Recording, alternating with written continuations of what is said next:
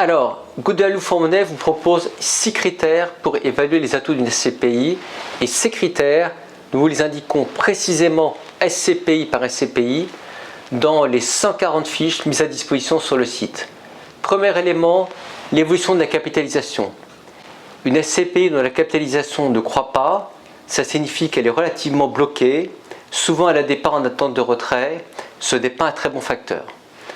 Deuxième élément, le pourcentage de parts en attente de retrait, c'est-à-dire les épargnants qui souhaitent sortir de la SCPI, mais pour lesquels aujourd'hui, il n'y a pas de compensation au niveau achat.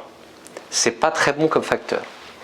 Troisième élément, ce qu'on appelle le WALB, qui est un acronyme anglo-saxon, c'est la durée moyenne pondérée ferme d'engagement contractuel des baux. C'est-à-dire, en moyenne, les locataires qui ont signé de manière ferme, ils sont là pour combien d'années?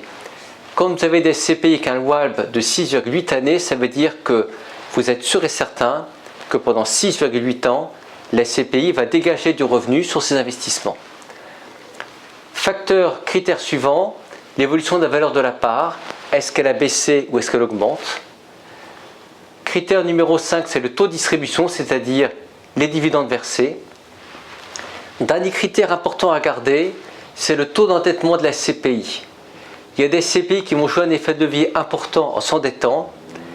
Il y a un facteur risqué à s'endetter, c'est que si jamais la SCPI doit faire face à un retournement de marché et revendre des biens, d'une part, il faudra qu'elle puisse revendre ses biens parfois à la casse, et deuxièmement, elle va avoir un emprunt à rembourser qui va lui coûter des intérêts.